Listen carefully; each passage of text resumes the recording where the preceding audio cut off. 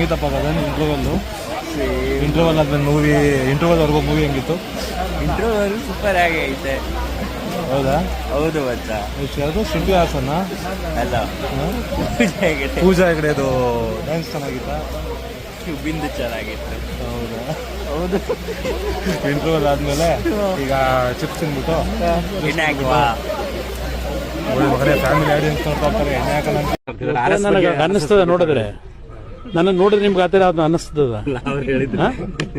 ಆ ಥರ ಅನ್ಸುತ್ತೆ ಏನಾದ್ರು? ಓಕೆ, ನಾನು ಕುಡಿಯಲ್ಲ, ಇವ್ ಕುಡಿತಾನೆ.